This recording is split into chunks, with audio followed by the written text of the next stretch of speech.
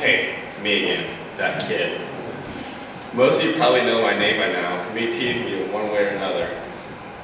For those who don't know me, my name is Christopher Gann. This is my testimony. A couple of months ago, my mom and I went down to Texas for a vacation, in which we would join others from our church going into Mexico. Things I noticed going down was just how deeply I am blessed.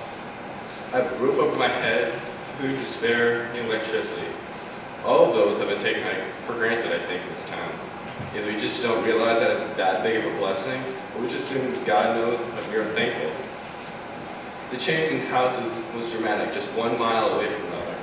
One area would have huge lawns, big driveway, and a magnificent house, and a 4-car garage.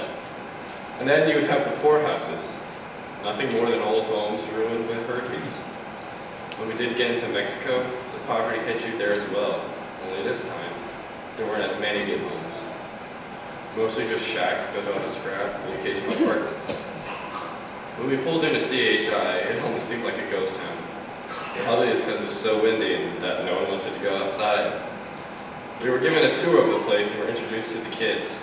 They all had smiles on their faces that you couldn't help but smile back.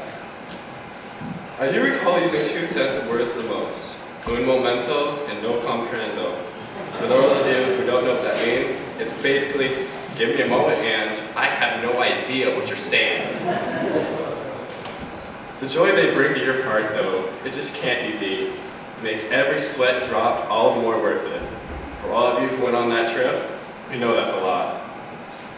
They didn't have everything that we have, but instead, they have something more. They were content. They didn't care if they had the latest fashion. They didn't care if they had last year's fashion. They did care that you were there. They didn't care that you were twice their height and acted like a fool some of the time. Okay, so maybe it was most of the time. Then the hardest part came. After you get so attached to all the kids, that horrid day comes when you must go back to cold Illinois. Even as we were about to leave, the kids still came and hugged us and gave us our goodbyes.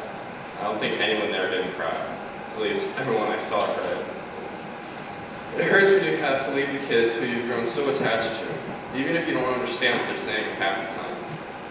Fine, almost all the time.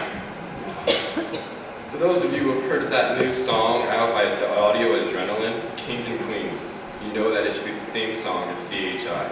My mom and I first heard it on the radio and thought, hey, it's kind of catchy. But we never really took the time to listen to the song itself. Then we hit the road again to return home. It hit us.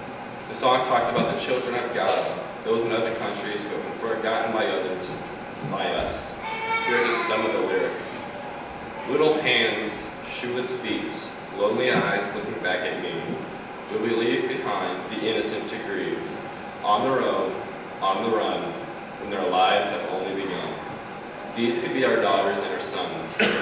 These are the lives that the world has forgotten, waiting for doors of our hearts and our homes to open.